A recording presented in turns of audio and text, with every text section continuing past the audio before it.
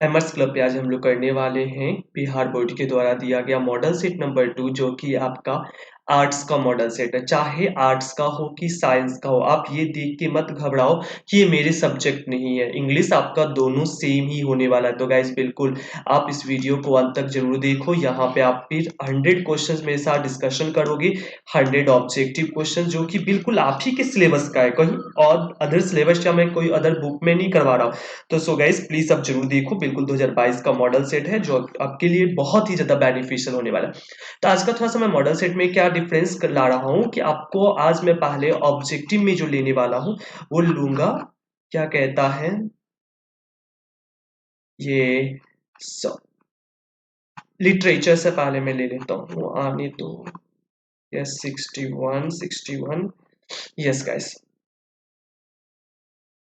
Question number 61 से लेंगे। Question number 61 to 100 are based on the prescribed test. आपकी book पे, लिटरेचर पे, रेनबो ये जो बुक है उस पे बेस्ड यहाँ पे आपको क्वेश्चंस आ रहे हैं। देखते हैं नंबर 61 क्वेश्चन में, many thrust their advice upon India and see remains study is taken. बहुत सारे लोगों ने भारत को एडवाइस दिया एंड सी रिमेन्स स्टडी, लेकिन इसकी जो है आज भी लगातार ये चल ही रही है। भारत को एडवाइस दिया, ये कहाँ की है लाइन, तो देखो यहाँ पे ये लाइन जो है Indian civilisation culture Mahatma Gandhi के द्वारा लिखी गई ऐसे में से लिया गया है। महात्मा गांधी की autobiography my experiment with truth बनती है। Bharat is my home doctor Zakir Hussain, I have a dream Martin Luther King junior, the earth exhibits, I pledge my loyalty to my country irrespective of religion और language. में शपथ लेता हूँ कि मैं अपने देश को निष्ठापूर्वक निभाऊंगा, धर्म और भाषा के आधार पे नहीं। ये लाइन कहाँ की है? ये लाइन आपकी एक एक स्पीच से ली गई है। स्पीच जो कि भारत इज माई होम से ली गई है। Bharat is my home doctor Zakir Hussain के द्वारा। आई हैव अ ड्रीम भी जो आपका ये जो लेसन है ये भी आपका एक स्पीच है जो आपके मार्टिन लूथर किंग जूनियर के द्वारा लिखी गई है। India through a traveller's eye Pearl S Buck, Bharat एक पर्यटक की नजर में, और the earth exhibits. Next question number 63, the basket which Nanu Kaka gave to the narrator. वह टोकरी जो नानू काका ने दिया, किसको दिया? लेखक को दिया। हैड अ डैश, कहाँ पे दिया था लेखक को? मनोहर मलगांवकर को। तो वो ध्यान रखेंगे, उन्होंने दिया था प्लेटफॉर्म पे। ठीक है, तो प्लेटफॉर्म पे जो दिया था उसमें क्या था? तो उसमें जो था एक बिल्ली की बच्ची थी, किटन थी। Martin Luther King junior understand that some of the negroes have come out of great. Martin Luther King junior ने ये समझ चुके थे कि कुछ जो नीग्रो है वो बाहर आ चुके, किस चीज से? Trials and tribulations. Next question number 65, Russell was awarded dash in 1950। Russell जो है it means Burton Russell. Burton Russell कहने का मतलब ideas that have helped Mankind. एक हिस्टोरियन, एक फिलोसफियन, एक वो कहते हैं, और भी इनके बारे में और कुछ कुछ पॉइंट था। जो बर्टन रसेल है उनको अवार्ड दिया गया 1950 में। कौन सा award? Nobel prize in literature. The state is not the master. State जो है, राज्य जो है, उनका मालिक नहीं, but the servant of the people, ये आम जनता की नौकर है। ये लाइन कहाँ की है? देखो, द आर्टिस्ट में एक लॉकी की बात होती है, अ मैरिज प्रपोजल लोमोब जैकब की बात होती है। How free is the press में जो है, बिल्कुल। और पिंच ऑफ स्नफ क्या होता? मनोहर मलगांवकर की। तो उसमें तो मालिक और नौकर की बात नहीं है। यहाँ पे आपका राइट आंसर बनेगा option number C, how free is the press, Dorothy L Sayers. Infant and mother dash is greater in traditional birth. Traditional birth, infant का मतलब होता है नवजात शिशु, और नवजात शिशु और माता का को क्या ऐसी जो है ट्रेडिशनल बर्थ, जो परंपरागत समाज थी और परंपरागत जो प्राचीन जो समाज थी, प्राचीन जब जन्म होते थे बच्चे के, तो उसमें क्या चीज ज्यादा थी? तो उनकी मॉर्टलिटी, पहले जब प्राचीन समाज में, प्राचीन समय में मृत्यु दर जो थी वह ज्यादा थी, नवजात शिशु और मातृ मृत्यु दर। ये लाइन कहाँ की है? अ चाइल्ड इज बॉर्न की है। अ चाइल्ड इज बॉर्न किनके द्वारा लिखी गई है? चाइल्ड इज बॉर्न लिखी गई है आपकी जर्मनी ग्रीक के द्वारा। गाइस अगर पसंद आ रहा हो तो लाइक जरूर करें वीडियो को। When we speak of the freedom of the press, जब हम बात करते हैं प्रेस की स्वतंत्रता, we usually mean, हमारा अक्सर कहने का मतलब होता है फ्रीडम फ्रॉम डायरेक्शन। किससे आजादी? किससे आजादी? डायरेक्शन मतलब दिशा निर्देश। किससे के दिशा निर्देश से उसे आजादी दिलवाना? तो किसी और नहीं, सरकार की जो रूलिंग गवर्नमेंट होती है ना, उनकी जो सत्ता में जो सरकार रहती है, उनसे बस आजाद दिलाने की बात हो रही है। It is possible that a hen being a simple creature, यह मुमकिन है कि मुर्गी जो है एक बहुत ही आसान सी एक जीव जंतु है। थोड़ा आप देखो यहाँ पे आपको hen दिख गया ना, तो आप किसी और को मत ढूंढो। यहाँ पे इज टेकन फ्रॉम, ये कहाँ से ली गई है? द अर्थ किसके द्वारा लिखी गई है? द अर्थ जो है ये एच ई बेट्स के द्वारा लिखी गई है। अ मैरिज प्रपोजल जिसमें एंटोन चेखव के द्वारा लिखी गई। A pinch of snuff Manohar Malgonkar. How free is the press Dorothy L Sayers. Pearl Asbach had learnt about Dash from his father.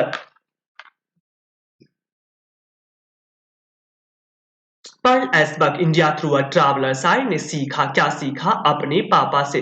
From dash his father, अपने पापा से सीखा नहीं। अच्छा बिल्कुल हाँ। पर्ल एसबर्ग को आपको पता होगा, इनका जन्म जो होता है वो अमेरिका में होता है। बाय बर्थ ये एक अमेरिकन रहती है, बट इनका पालन पोषण सी वॉज रियर्ड, ये जो है इनका पालन पोषण जो होता है वह होता है चाइना में। और जो है ये सीखती है किस धर्म के बारे में? बौद्धिज्म धर्म के बारे में। बौद्ध धर्म के बारे में ये सीखते हैं। किनसे सीखते हैं? अपनी इनके एक फैमिली डॉक्टर रहते हैं, इनके एक फैमिली डॉक्टर रहते हैं जो कि इंडिया के रहते हैं, और उनकी वजह से जो है ये सीखते हैं बौद्ध धर्म को। आपको ये भी पता होना चाहिए कि ये चाइना में थे, और चाइना में बौद्ध धर्म को बहुत ज्यादा मानने वाले लोग हैं। इसीलिए चाइनीज लोगों के लिए इंडिया जो है उनके लिए तीर्थ स्थल है। Chubukov and Lomov start dash with each other. Chubukov and Lomov दोनों एक दूसरे से करना क्या शुरू कर दिए थे? आर्ग्यूइंग। आर्ग्यूइंग मतलब बहस करना। But at night when they get sleepy, लेकिन जब रात में जब वो नींद में आते थे, they always go to their dash and sleep in their embrace। लेकिन जब रात में, यहाँ पे जो है देखो लाइन को ध्यान समझो, बट एट नाइट, लेकिन जब रात होती थी, when they get sleepy, जब वह सो जाते थे, they always go to their, वो अक्सर चले जाते थे, dash and sleep in their embrace। और embrace के मतलब होता है आलिंगन, मतलब किसी के बाहें में जाके सो जाना। तो और किसके बाहें में जाके सो जाते थे? तो यहाँ पे राइट आंसर होगा मदर। अब आपको लाइन ये नहीं याद आ रहा होगा, मैं बताता हूँ। ये लाइन आपकी अ चाइल्ड इज बॉर्न की है, जहां पे आपको मैंने बताया था उनकी देखरेख उनके परिवार के पूरे फैमिली के द्वारा की जाती है, लेकिन जब परिवार के जितने सदस्य होते हैं उनके द्वारा की जाती है। और बांग्लादेश में अंदर 5 से 6 साल तक के बच्चे को पूरी देखरेख उनके परिवार के लोग करते थे, लेकिन जब रात होता है तो बच्चे अपने माँ के पास ही आलिंगन होकर सो जाते हैं। आई होप आपको ये समझ आ गया होगा। Who was scolded for painting pictures, किसे डांटा गया? क्या करने के लिए? पेंटिंग पिक्चर्स करने के लिए, पिक्चर को पेंट करने के लिए। जब सेबी को बहुत डांट पिटाई लगती है तो सेबी छोड़ देता क्या? वो गॉड्स को इकट्ठा करना, लेकिन फिर वो स्टार्ट करता पिक्चर को पेंट करना। उसके लिए भी पिटाई बेचारा खा लेता, मतलब डांट खाता है। अकॉर्डिंग टू पर्लेसबर्ग के द्वारा पर्लेसबर्ग के अनुसार the main quality of a leader is, एक लीडर की जो मुख्य जो गुण है वो क्या होनी चाहिए? तो एक लीडर की मुख्य गुण होनी चाहिए सेल्फलेसनेस, मतलब वह निस्वार्थ भाव से सेवा करना। पर्लेसबर्ग इंडिया थ्रू अ ट्रैवलर्स है। अब बिल्कुल मेरे साथ इसी तरह से रिवीजन किया करो।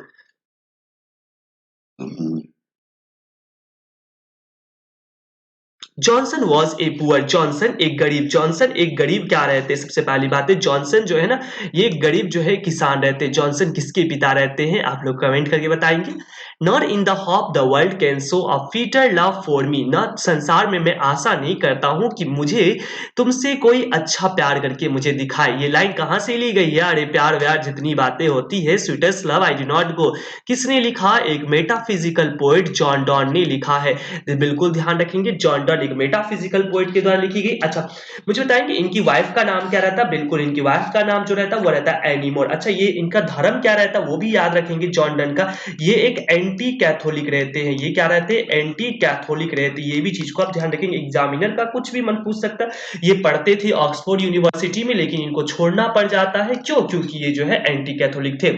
एंड एपिटफ वॉल्टर डेला मेरे फायर हिम के अंदर song of myself Walt Whitman the voice of my education, जो मेरी जो अंदर जो शिक्षा है उसके अनुसार टोल्ड हिम टू, उसे कहा गया, क्या कहा गया? टू हग द स्नेक, सांप को गले लगाओ, किल द स्नेक, मार दो, सांप को खा जाओ या बांध दो। बिल्कुल यहाँ पे जो है ये बात हो रही है स्नेक की। स्नेक जो उसमें लेखक को लगता है, क्या लगता है? सांप को मार देना चाहिए। I celebrate myself and sing myself and what I assume you shall assume, ये लाइन कहाँ की है? बिल्कुल सेलिब्रेट माई सेल्फ और सिंग माई सेल्फ, ये लाइन आपकी song of myself Walt Whitman, snake D H. Lawrence और to autumn John Keats fire hymn Keki Daruwalla. Poetry to Auden was, जो ये डब्ल्यू एच ऑर्डेन कौन से लेसन के पोएट रहते हैं? आप लोग मुझे बताएंगे क्या? W H Auden now the leaves are falling fast के रहते हैं। और इनकी जो पोएट्री है वो क्या रहती है? इनकी जो पोएट रहती है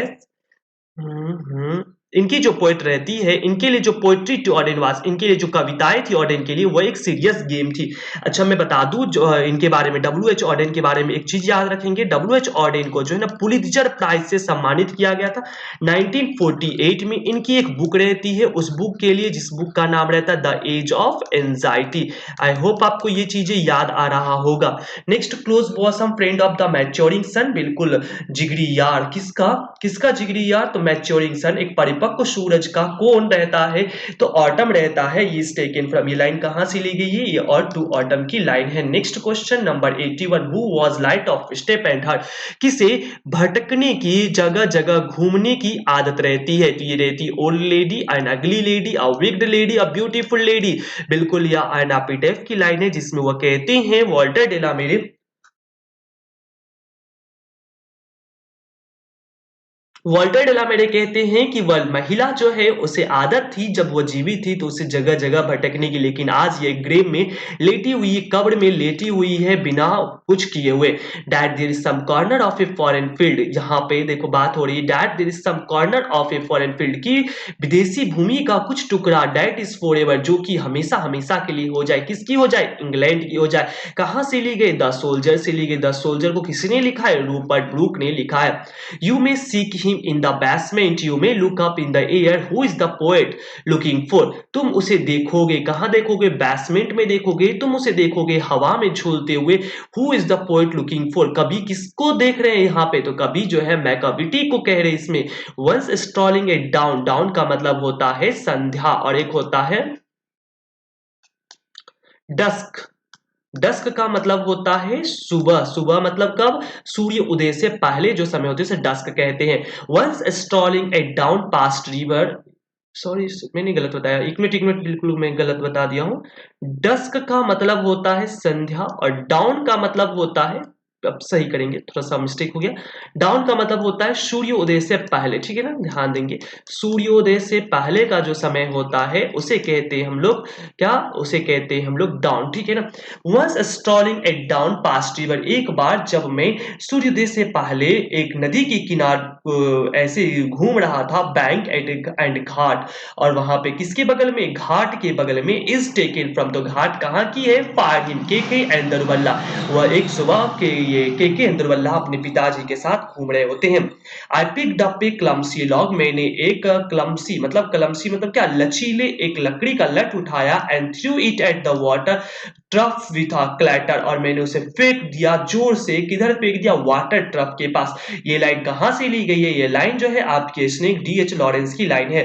who wrote summer in Kolkata, summer in Kolkata, ये जो है आपकी कमला दास के द्वारा लिखी गई है। कमला दास जो आपकी ये इंडो एंग्लियन पोएट बनती हैं, इनके द्वारा लिखी गई माय ग्रैंड मदर हाउस की जो लेखिका बनती है। इनका एक और बुक का ध्यान रखेंगे आप, समर इन कोलकाता के अलावा इनका एक और बुक है, जो बुक का नाम है yes Allah. Macavity is called, Macavity को कहा जाता है, क्या कहा जाता है, द हिडन पॉ, छुपा रुस्तम। How many times does the poet use the word England और English in the poem the soldier, कवि जो है इसमें कितनी बार शब्द का प्रयोग किए, किसका, ये इंग्लैंड या इंग्लिश का, इंग्लैंड या इंग्लिश कितनी बार प्रयोग किए, तो 6 बार।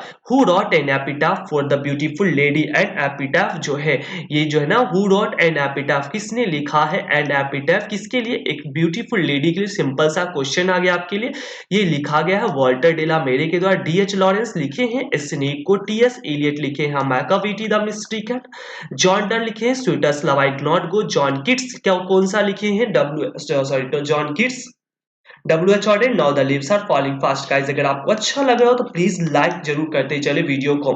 The dash forget its deed, कौन अपना कर्तव्य को भूल जाता है, द फायर फॉरगेट, अग्नि अपना कर्तव्य को भूल जाता है। ये क्या कहते हैं इनका, इनका नाम क्या था मैं भूल रहा हूँ, के अंदरवल्ला, के अंदरवल्ला का धर्म कौन सा रहता है वो भी ध्यान रखेंगे। उनका धर्म जोरस्ट्रियन रहता है, जिसे हम पारसी भी कहते हैं, जिनके धर्म में टावर ऑफ साइलेंस पे ले जाना मृत्यु के बाद प्रथा है।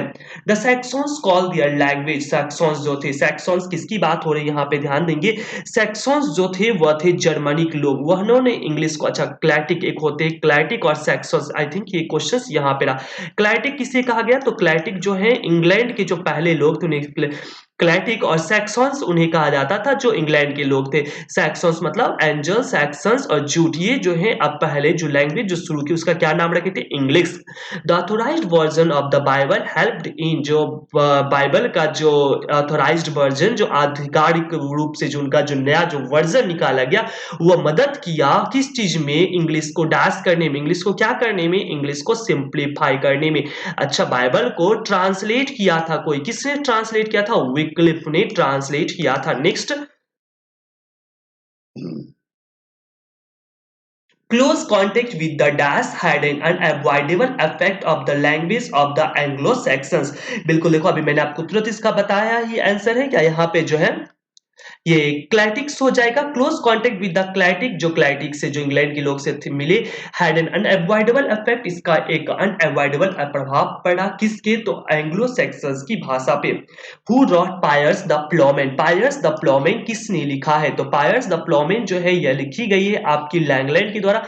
मिडिल इंग्लिश के ये एक पोएट थे। The merchant of Venice, the merchant of Venice जो लिखी गई है, ये आपके merchant of Venice I think Shakespeare होना चाहिए। मर्चेंट ऑफ वेनाइस शेक्सपियर होगा। English is used as a foreign language in, English कौन से देश में फॉरेन लैंग्वेज की तरह यूज होता है? देखो, मैंने आपको स्टोरी ऑफ इंग्लिश करवाया है ना, अगर आपने नहीं देखा है तो मैं इस वीडियो के नीचे वो सारा वीडियो का लिंक डाल देता हूं, जो आपके एग्जाम में ना 70+ लाने में बहुत हेल्प करेगा। अगर आप अभी भी देख लेते हो, आप एक एक दिन करके एक एक वीडियो, तो आपको बहुत हेल्प करेगा इंग्लिश देखने में, तो देख लेना। तो यहाँ पे मैंने उस वीडियो में जरूर करवाया है। तो कहाँ पे होता है? तो फॉरेन लैंग्वेज मैक्सिको में। British English is widely recognised as a, British English को रिकॉग्नाइज किया गया, पहचाना गया किसके रूप में? तो वर्ल्ड लैंग्वेज के रूप में। हम लोग जो इंग्लिश बोलते हैं वो British English he. The word drama comes from, drama शब्द कौन से वर्ड से लिया गया? ये लिया गया आपका ग्रीक वर्ड से लिया गया। Next, who dot untouchable, untouchable किसने लिखा है? अनटचेबल जो है आपका लिखा हुआ मुल्कराज आनंद जी के द्वारा लिखा गया है। Next, which language is not our native language, कौन सी लैंग्वेज हमारी अपनी स्वदेशी भाषा नहीं है? बिल्कुल कोई और नहीं, हमारी स्वदेशी भाषा इंग्लिश नहीं है।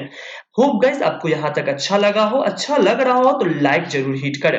अब चलिए गाइस, केवल आपको यहाँ पे स्टोरी ऑफ इंग्लिश करने से कुछ, सॉरी ये लिटरेचर करने से कुछ नहीं होने वाला। अब आते हैं, फोकस करते हैं हम लोग ग्रामर पे, जहाँ पे आप लोग सीखेंगे बहुत सारे इंपॉर्टेंट रूल्स को। तो प्लीज देखो लास्ट तक जरूर। आ जाओ आ जाओ, ये रहा ये रहा, अरे आ गया। देखो, he was pleased with news, आपको इसमें क्या चूज करना है? इसका एक्टिव चूज करना। अब देखो सेंटेंस में ध्यान देना, जब भी आपको ना एक्टिव या हो या पैसिव हो, मैं आपको कुछ बातें यहाँ पे ना मैं लिख देता हूँ। पहले 1 मिनट रुक जाओ, थोड़ा सा मैं आपका टाइम लूंगा, ये घबराना मत, भागने मत लगो, पूरा वीडियो देखो। अब देखो, मैं एक्टिव और एक इधर मैं लिख देता हूँ पैसिव का स्ट्रक्चर। अगर आपका सेंटेंस में वर्ब का फर्स्ट फॉर्म या वर्ब का फिफ्थ फॉर्म लिखा रहे, तो आपका पैसिव जब बनेगा तो वो आपका बनेगा इज, एम, आर, और उसके साथ आप यूज करोगे वर्ब की थर्ड फॉर्म। अगर सेंटेंस में आपका वर्ब का सेकेंड फॉर्म लिखा रहेगा तो आपका वो पैसिव बनेगा वॉज या वर्ब प्लस वर्ब की थर्ड फॉर्म। अगर आपका सेंटेंस में डू या डज कहीं भी लिखा रहे तो भी वही केस चलेगा, is, am, are plus verb की थर्ड फॉर्म, ठीक है। और डिड अगर लिखा रहेगा तो भी आपकी वही बात होगी, वॉज वर्ब प्लस वर्ब की थर्ड फॉर्म। नेक्स्ट, अगर किसी सेंटेंस में आपको इज, एम, आर पहले से लिखा रहेगा और उसके बाद वर्ब की आईएनजी फॉर्म, तो पैसिव जो उसका बनेगा वो आपका बनेगा is, am, are plus being, यहाँ पे एक वर्ड एक्स्ट्रा लगता है बीइंग, और प्लस आपकी वर्ब की थर्ड फॉर्म। अगर सेंटेंस में आपका वॉज वर्ड से लिखा स्टार्ट होगा तो ध्यान देंगे, और उसके बाद वर्ब की आईएनजी फॉर्म रहेगी तो भी आपका स्ट्रक्चर यही फॉलो होगा, वॉज या वर्ड पहले तो ये लिखोगे plus being plus being plus V3 आप ऐड करोगे। अगर सेंटेंस में हैज या हैव लिखा रहेगा और हैज आपका वर्ब की थर्ड फॉर्म, तो ये पैसिव जब बनेगी तो ये बनेगी हैज या हैव प्लस बीन लगेगी इसके बाद, और प्लस इसके बाद आप वर्ब की थर्ड फॉर्म यूज करोगे। अगर आपके पास shall, will, can, could, may, might कुछ भी अगर लिखा हुआ मिल जाए तो आप यूज करोगे इसके बाद तो पहले वर्ब की फर्स्ट फॉर्म एक्टिव में, लेकिन जब पैसिव आएगी तो शैल या विल जो भी आप लिखोगे उसके बाद आपको यहाँ पे यूज करना पड़ेगा बी प्लस वर्ब की थर्ड फॉर्म। बस इतना आप लिख लो अपनी नोटबुक में, आपको यही एग्जाम पास करवा देगा।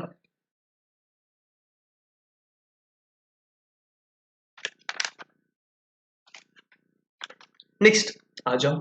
He was pleased with news. देखो अब वॉज प्लस वर्ब की थर्ड फॉर्म लिखी हुई ने, कहां लिखी वॉज प्लस वर्ब की थर्ड फॉर्म, ये लिखी रही।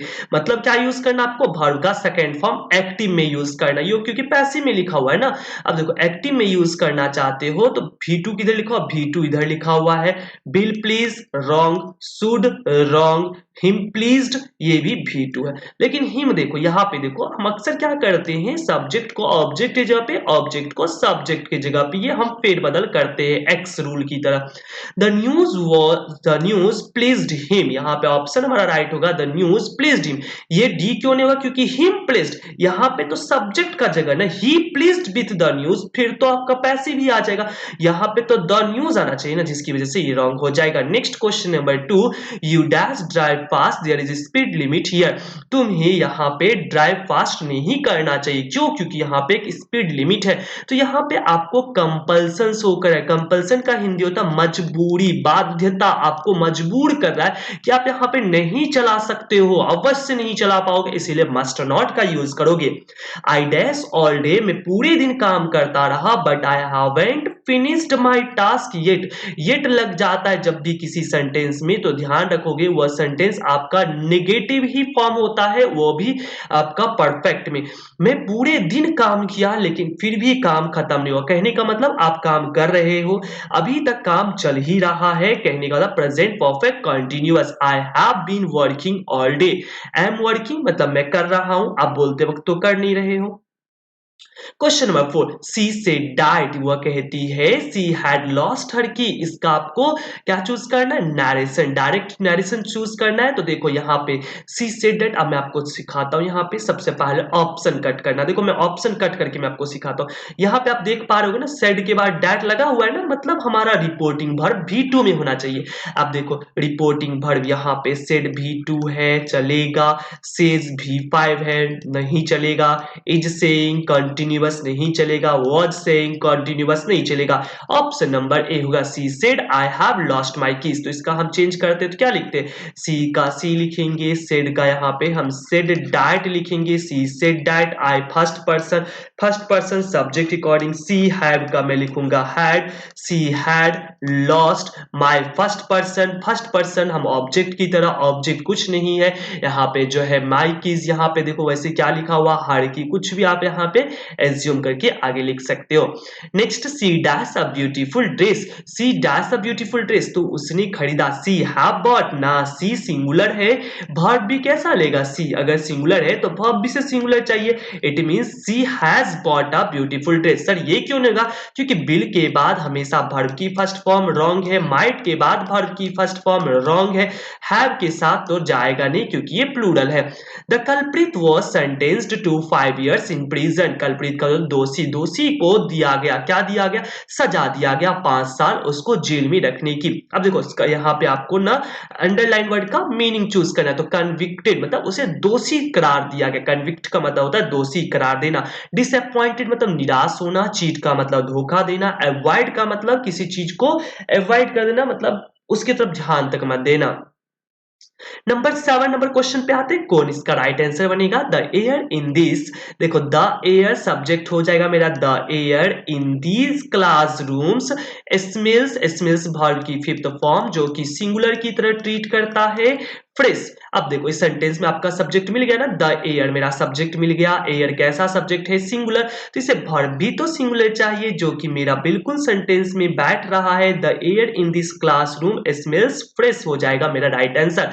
बिल्कुल मैं ए को ही राइट करूंगा, दूसरे को मैं राइट नहीं करूंगा, क्यों, अब देखो द एयर यहां भी रहा, इन द क्लासरूम ठीक है, स्मेलिंग ये स्मेलिंग वर्ब है ना, और ये आपको पता होगा वर्ब की ING form without be verb नहीं आता, मतलब इज एम आर वाज वर्ग के बिना नहीं ना आएगा, है तो नहीं। Sentence structure is wrong. The air in classroom smell, देखो एयर, एयर क्या होता है, एयर अनकाउंटेबल नाउन होता है, इसको गिन तो नहीं सकते हो, और जो अगणनीय संज्ञा होती है वो हमेशा सिंगुलर होती है, तो वर्ब भी उसको कैसा चाहिए, सिंगुलर चाहिए, इसीलिए स्मेल्स वाला राइट होता है, जो कि वो पढ़े इसलिए भी रॉन्ग। आई होप आपको समझ आ गया होगा। चलिए नेक्स्ट आते हैं, tell the truth be silent, सच बोलो चुप रहो। अब इसको आपको चूज करना है, tell truth tell, truth tell कैसे होगा, पहले तो मुझे सब्जेक्ट चाहिए ना। अगर आपने पढ़ा होगा इंपैरेटिव सेंटेंस, इंपैरेटिव सेंटेंस होता है, सेंटेंस में अगर आपने कभी पढ़ा होगा तो इंपैरेटिव सेंटेंस हमेशा वर्ब की फर्स्ट फॉर्म से शुरू होती है, इसीलिए हमें यहां भी तो ट्रूथ टेल, ट्रूथ तो एडजेक्टिव है, रॉन्ग होगा। साइलेंट भी एडजेक्टिव, रॉन्ग है। हाँ, टेलिंग द ट्रूथ ये हो सकता है क्योंकि जिरंड की से स्टार्ट हो रहा है, और ये टेल द ट्रूथ ये भी हो सकता है क्योंकि ये वर्ब की फर्स्ट फॉर्म से स्टार्ट हो रही है। अब देखो दोनों में कौन सही है, telling the truth and be silent, सच बोलो और चुप शांत रहो, ऐसे तो नहीं होगा, या तो सच बोलो या तो शांत रहो, टेल द ट्रूथ और का मतलब होता है या तो शांत रहो, ये ऑप्शन नंबर डी राइट होगा। He dashed off the deal at the last moment, वह क्या हो गया, लास्ट मोमेंट पे वह डील से पीछे हट गया, यही ना कहना चाहते अंतिम समय में। तो इसका राइट आंसर होगा ही बैक्ड आउट। अच्छा सर, ही के साथ अब मुझे तो हिंदी इसका नहीं पता, मैं कैसे लगाऊंगा एग्जाम में, समझना। ही कैसा सब्जेक्ट है, ही तो सिंगुलर सब्जेक्ट है, तो ये वर्ब कैसा लेगा, ये भी सिंगुलर लेगा। और आप सभी को पता होगा वर्ब कब सिंगुलर बनता है, जब वर्ब में आप एस या ईएस को ऐड,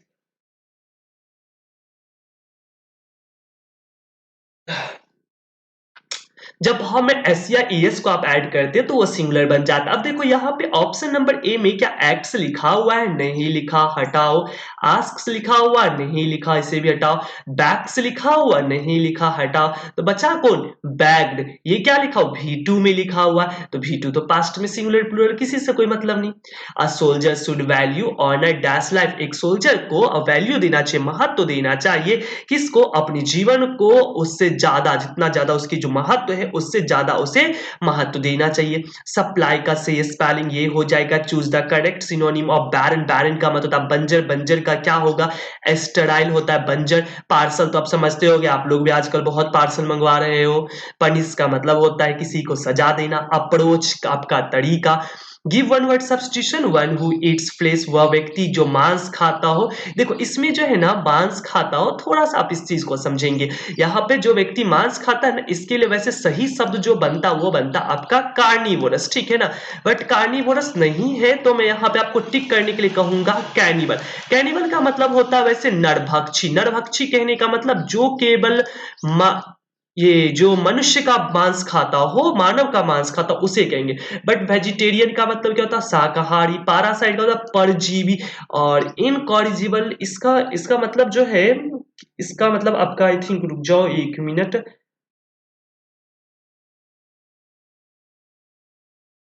क्या है इनकॉरिजिबल,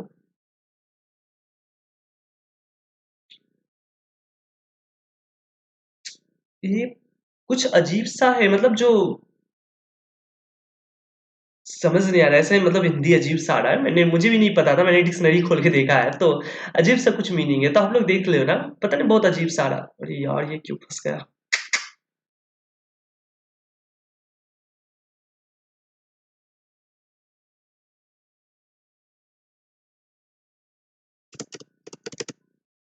यस आ गया। देखो, तो ये जो है यहाँ पे हमारा राइट आंसर क्या बनेगा, ये अभी जो है कार्निवल बनेगा, वैसे कार्निवोरस ज्यादा राइट होता। The rice and fall dash caused by the storm, जो राइस और फॉल जो होती है मतलब किसी चीज में उछाल आना, गिराव आना, बढ़ना, कमी होना, ये क्या होती है, ये होती है हवा की वजह से। अब देखो ध्यान रखना, जब कोई दो नाउन एंड से जुड़ा रहता है तो अक्सर आप उस नाउन को प्लूरल मान लेते हो, और प्लूरल मान के उसे वर्ब भी आप प्लूरल देते हो, लेकिन ऐसी गलती से मत करना। क्यों, क्योंकि देखो जब आप यहाँ पे एक चीज की बात करो, जैसे कि आप देखो कभी कभी आप बात करते होंगे ना, ब्रेड एंड बटर, ये चीजें जो होती है ना, दो लिखी होती है लेकिन हमेशा एक को शो करती है। जैसे कि आप बोलते हो राइस एंड करी, ये लिखी दो गई है लेकिन बोली एक जाती है। तो इसीलिए द राइस एंड फॉल जो हमारी राइस होती है और फॉल होती है, जो गिराव आती है कॉज्ड बाय द स्टॉर्म, वो क्या होती है? स्टॉर्म से। ये एक चीज को शो करे, इसीलिए is caused by the storm यहाँ पे राइट हो जाएगा। अच्छा, बहुतों के मन में डाउट आ रहेगा, सर हैज भी तो सिंगुलर है, इसको क्यों नहीं बुला रहे हो? देख लो, अगर आप हैज, क्यों सर? क्योंकि सेंटेंस ये पैसिव में चल रहा है, इसीलिए मैं यहाँ पे इज लिखूंगा। अगर ये पैसिव में भी रहता, has caused by the storm, अगर मैं लिख देता हूँ the rice and fall has caused, वो हुआ है नहीं, द राइस और फॉल होता है, किसकी वजह से होता है? By the storm. यहाँ पे बाय लगा हुआ है ना, पैसिव में, तब तो बोलोगे सर हैज तो पैसिव में भी चलता है, लेकिन आपको याद होना चाहिए ना, हैज का तो बीन भी लगेगा ना, तब तो ये पैसिव में जाएगा, अदरवाइज कैसे आप लेके जाओगे? इसी वजह से नहीं होगा। His garden is very large, यहाँ पे आपको एंटोनिम ढूंढना है, लार्ज का एंटोनिम स्मॉल हो जाएगा। He said to me you needn't wait, तुम्हें आवश्यकता नहीं है इंतजार करने की। इसका आपका ये क्या करना है, इसको आपको इनडायरेक्ट करना है, तो सेड टू को आप कन्वर्ट करोगे told me, he told me that, he told me that. आप देखो यूज सेकेंड पर्सन ऑब्जेक्ट के अकॉर्डिंग, ऑब्जेक्ट क्या है? मी के बदले आप क्या लिखोगे? आई के साथ देखो निडंट है, निडंट आप देखो यहाँ पे निड जो है वर्ब की फर्स्ट फॉर्म लिखी गई है, तो अब यहाँ पे जो है ना, वैसे यहाँ पे निडंट, एक चीज और सुनो सुनो, वर्ब की ये फर्स्ट फॉर्म नहीं, ये एक्सुलरी भाव हेल्पिंग वर्ब है। ये देखो देखो देखो ध्यान से देखो, ये निडंट जो है ना हेल्पिंग वर्ब की तरह यूज हो रही है, मॉडल्स की तरह यूज हो रही है। आपने पढ़ा होगा ना, यूज टू, नीड, डेयर, बिल्कुल, और नीड के साथ जब नॉट लगा, देखो वेट, वेट यहाँ पे वर्ब की फर्स्ट फॉर्म बैठा हुआ है इसके बाद, तो इसीलिए यहाँ पे जो है ना ये वर्ब की फर्स्ट फॉर्म है, मतलब निडंट जो है यहाँ पे आपका एक्सुलरी की तरह काम कर रहा है। तो यहाँ पे ही that I didn't need to wait, ये राइट होगा। अब देखो सेज वाला ये क्यों नहीं राइट होगा? क्योंकि यहाँ पे सेड है, यहाँ पे सेज है, ये कहीं से मेल ही नहीं खाएगा। ये सेंटेंस क्या इंट्रोगेटिव है जो आप आस्क्ड का प्रयोग करोगे? नहीं, he said to me not to wait. अब देखो यहाँ पे निडंट को आप कहाँ भगा दोगे? उसे भी तो रखना है ना, ही, अब टू वेट काहे लगाओगे? यहाँ पे टू की आवश्यकता नहीं है, तो फिर क्यों लगाओगे? हम इसे हटा देंगे।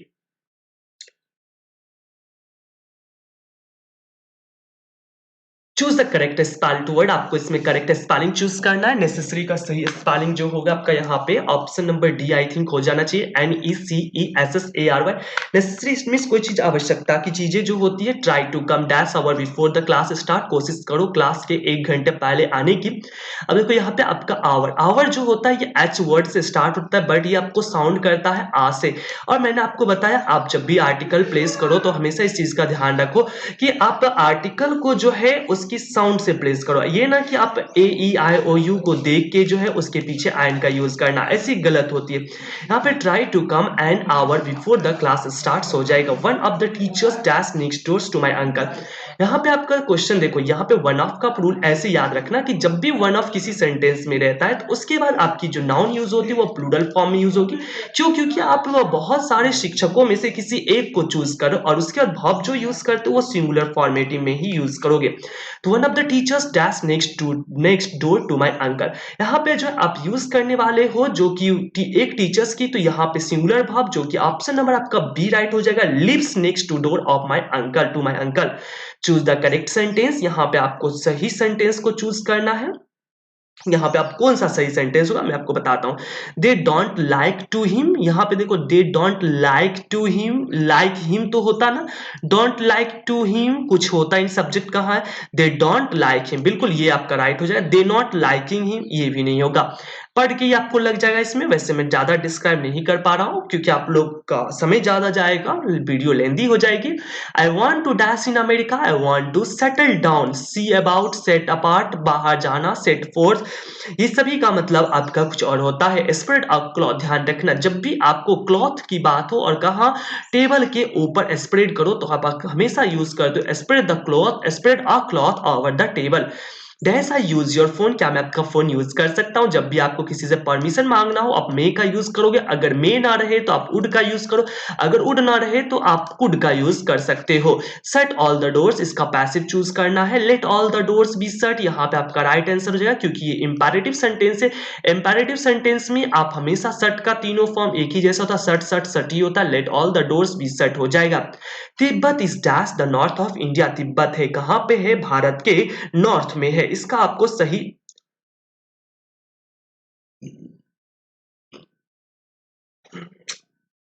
इसका जो है आपका हो जाएगा Tibet is to the north of India.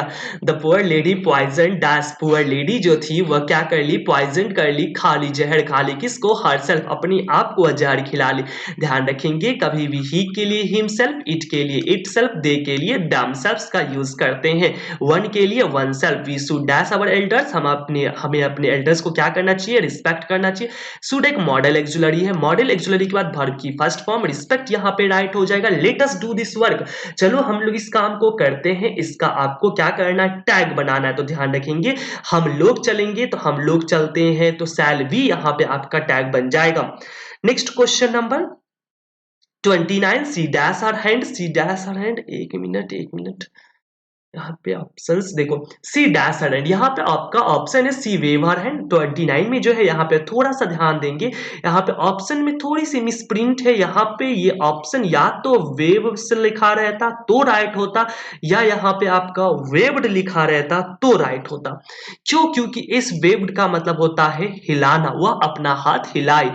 लेकिन इस वेव जो होता है, ये वेव, ये WAIVE, इस वेव का मतलब ये सॉरी, नीचे वाला जो वीव होता है, वीव का मतलब होता है बुनना। आप देखियोगे ना, जो ये हाथ से जो बुनते हैं, हथकरघा होते हैं, उन्हें वीव कहते हैं। तो यहाँ पे वीव नहीं होगा, और वहां पे जो दूसरा जो ऑप्शन है आपका WAIVE, इस वेव का जो मतलब होता है, जो जाल वगैरह बोल दो तो, या तो किसी को छोड़ना भी कह सकते हो, इस वेव का मतलब होता है। तो वह लेडी अपना हाथ छोड़ रही थी, जाल बुन रही थी, नहीं, वह लेडी अपना हाथ हिलाई, तो इसीलिए यहाँ पे डी वाला राइट होता। बट दोनों रॉन्ग ऑप्शन है ही नहीं इसमें option. A large number of cattle, देखो यहाँ पे मैंने आपको पिछले वीडियो में बताया, जब भी आपका दो नाउन एक प्रीपोजिशन से जुड़ा रहे, वर्ब हमेशा आप पहले नाउन के अकॉर्डिंग यूज करोगे। A large number of cattle dash grazing in the field, बड़ी संख्या में जो है ना मवेशी जो क्या कर रही थी, फील्ड में चल रही थी, खेत में चल रही थी। अब ध्यान रखोगे जब भी अ लार्ज नंबर ऑफ लिखा रहेगा तो आप हमेशा जो है वर्ब जो यूज करोगे वो प्लूरल यूज करोगे। इसीलिए यहाँ पे देखो ING लगा हुआ है ना, ING मतलब आर लगना चाहिए, बिल्कुल मैंने पास देख लिया, वर्ड तो है नहीं, यहाँ पे राइट आंसर आर होगा। अच्छा, एक और चीज का ध्यान रखना, अगर अ लार्ज नंबर ऑफ के बाद द नंबर ऑफ अगर लिखा रहेगा तो फिर ध्यान रखना आगे जो वर्ब लगेगा वो सिंगुलर लगेगा। छोटी सी ट्रिक है, ध्यान रखते जाना। The committee dash divided on the issue, committee जो है वह बट गई, किस चीज में बट गई, अपनी मुद्दे को लेके। द कमिटी वॉज डिवाइडेड या were divided,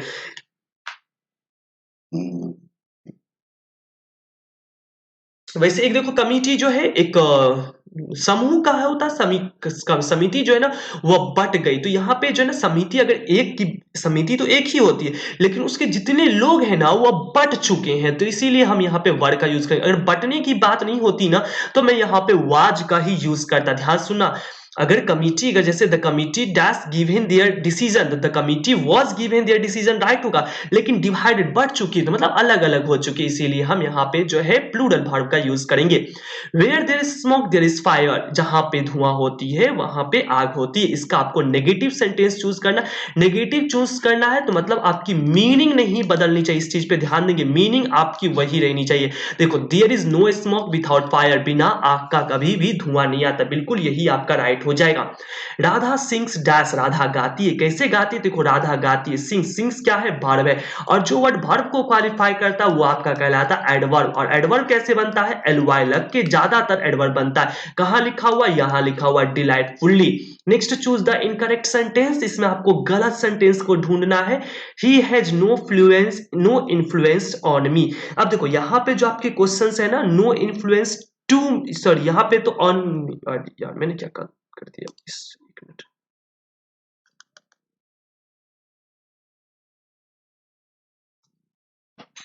he has no influence on me, यहाँ पे जो आपका सेंटेंस जो है यहाँ पे दिया गया है ये आपका बिल्कुल राइट है, यहाँ पे कोई तरह की दिक्कत नहीं। His father insisted on paying, उसके पिताजी उसे जवाब देते क्या करने के लिए, जमा करने के लिए। कैन ही सक्सीड, देखो कैन के बाद वर्ब की फर्स्ट फॉर्म चाहिए जो कि सक्सीड लिखा हुआ है। Succeed in business, can he succeed in business, क्या हुआ, बिजनेस में सफल पाएगा। We are sorry about that man, देखो इस सेंटेंस में थोड़ी सी गलती है। अब क्या गलती है आपको वो भी मैं बताता हूं। देखो इस सेंटेंस में गलती क्या है, डैट, आपने पढ़ा होगा दिस और डैट के बारे में। दिस कहां पे यूज होता है, नजदीक के लिए, और डैट कहां के लिए यूज होता है, दूर के लिए। और एक और पढ़ा होगा आपने दीज और दोस्त, दीज और दोस्त बिल्कुल इसका प्लूरल होता है। दिस और डैट के बाद जो आपकी जो नाउन जो आती है वह सिंगुलर की तरह यूज होती है, और दीज और दोस के बाद जो आपकी नाउन आती है वह प्लूरल की तरह यूज होती है। बट इस डैट के बाद जो मैन लिखा गया ये तो प्लूरल लिखा गया, इसे आप MAN कर दो तो ये भी आपकी राइट हो जाएगी। Dash your statement, finish your statement, हमेशा हम ये क्या कहते हैं इंपैरेटिव सेंटेंस कहेंगे जो वर्ब की फर्स्ट फॉर्म से शुरू होती है। फिनिश योर स्टेटमेंट, अपना बात खत्म करो। Choose the correct spelled word, आपको सही स्पेलिंग चूज करना है। कंप्लेन का ये स्पेलिंग सही हो जाएगा। He was placed dash two girls, उसे बैठाया गया, वह बैठ गया, कहां बैठ गया, दो लड़कियों के बीच में। ध्यान रखेंगे जब दो की बात होती है तो आप बिटवीन का प्रयोग करो, लेकिन जब दो बीच में दो से ज्यादा की बात होगी तो आप अमंग का प्रयोग करेंगे। He is slow, he is sure, वह धीरे तो है लेकिन इस बात से निश्चित है, इसको आपको कंबाइन करना है। ही इज स्लो, वह धीरे है और निश्चित भी है। नहीं देखो, वह धीरे है और निश्चित भी है, नहीं, यहाँ पे जो है ना एक बात को अपोज कर रहा है, उसे काट रहा है, उसको अपोज कर रहा है, तो यहाँ पे बट से हमारा सेंटेंस होना चाहिए। तब देखो ही इज स्लो, वह धीरे तो है लेकिन वह निश्चित है कि वह पहुंच जाएगा। यहाँ पे ऑप्शन नंबर बी राइट हो जाएगा, क्योंकि जब एक तरफ बात नेगेटिव दूसरी तरफ पॉजिटिव होती है तो हम बट से सेंटेंस को कंबाइन करते हैं।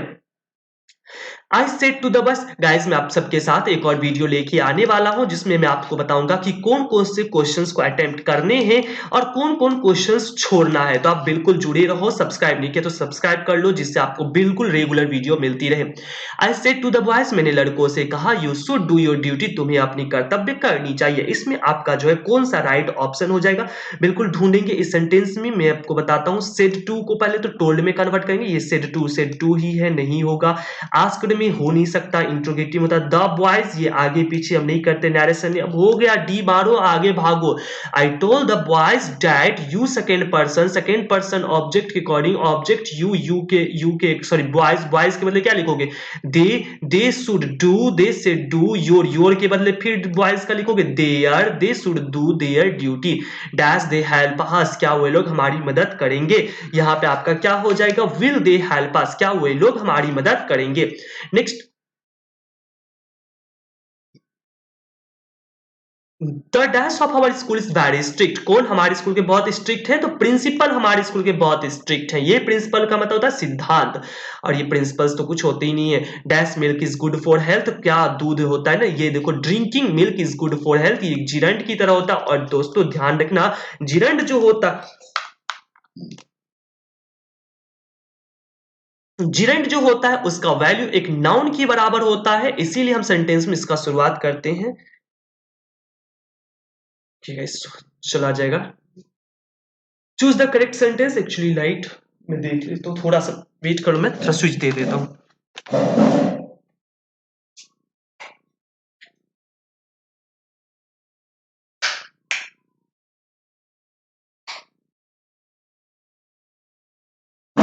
ओके, या चूज द करेक्ट सेंटेंस, यहाँ पे जो है आपको सही सेंटेंस चूज करना है। ये देखोगे, work hard might you should not fail, यहाँ पे जो है आपको सेंटेंस में ये work hard might you should not fail. देखो इस सेंटेंस में work hard list you should fail, मैंने आपको कभी ना कभी जरूर बताया होगा कि लिस्ट के बाद हमेशा शुड का प्रयोग किया जाए। लिस्ट का मतलब होता है कहीं ऐसा ना हो जाए, कठिन मेहनत करो कहीं तुम फेल ना हो जाओ, इसीलिए लिस्ट के बाद शुड का प्रयोग करेंगे। What are the main ingredients dash the dish, इस डिश का, इस भोजन का मुख्य इंग्रेडिएंट्स क्या क्या है, तो ऑफ द डिश बोलेंगे ना, इस भोजन का। Dash Alps are the longest mountain in Europe, पहाड़ पर्वत चोटियों के पहले हम आर्टिकल द का प्रयोग करते हैं। Choose the correctly spelled word, duration, दौरान, DURATION। This box contain 12 coins, इस बॉक्स में कितनी सिक्के हैं, 12 सिक्के। अच्छा ध्यान रखेंगे, इसका जब हम बनाएंगे 12 coins are contained by the box, ये रॉन्ग हो जाएगा। अब बहुतों को लगेगा सर ये तो सही लिखा हुआ है, 12 कॉइन्स यहाँ पे लिखा हुआ, मैंने इसे सब्जेक्ट की जगह पे रखा। 12 कॉइन्स प्लूरल है, इसे देखो कंटेन्स वर्ब की फिफ्थ फॉर्म है, बिल्कुल हम इसमें EZMR का यूज करेंगे, तो आर भी आ गया 12 कॉइन्स के अकॉर्डिंग प्लूरल आर। उसके बाद देखो कंटेन्स के थर्ड फॉर्म कंटेंट लिख दिए, किसके द्वारा, bye the box.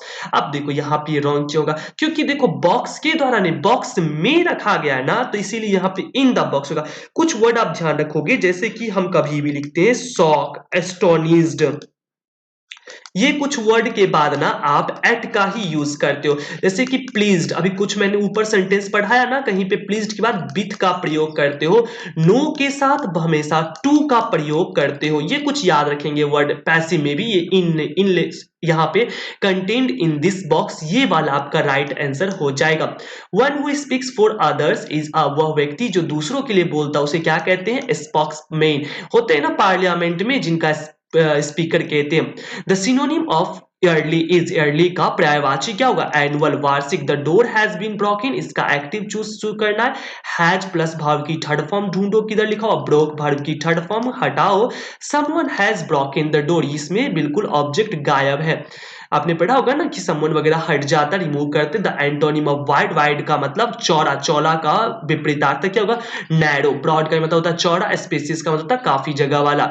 We arrive dash the station an hour late, हम लोग पहुंचे स्टेशन कितने घंटे लेट? 1 घंटे लेट। तो यहाँ पे देखो we arrived at the station, कहां पे हम पहुंचे? स्टेशन पर पहुंचे। This is a dash house, यह कैसा घर है? स्पेसियस, स्पेसियस का मतलब जगहदार वाली घर है, इसमें बहुत जगह, अच्छे खासे जगह है, भरे हुए हैं। स्पेसियस, स्ट्रेट, ये कुछ नहीं वर्ड है। सी हैजेंट डैश मनी, उसके पास पैसे नहीं है। तो सी हैजेंट मेनी, मेनी जो होता है ये काउंटेबल नाउन के साथ यूज होता है। वैसे ध्यान रखेंगे मनी के साथ हम मच का प्रयोग करेंगे, काउंटेबल के साथ मेनी, अनकाउंटेबल के साथ मच। फ्यू जो होता है ये भी आपका काउंटेबल के साथ यूज होता है, यहां पे होगा अनकाउंटेबल के साथ यूज करोगे एनी का। She hasn't any money. Next question number 55, he lives dash way from school than I do, वह रहता है, कहां रहता है? फादर, फादर, ये आपका साइंस में भी क्वेश्चन था।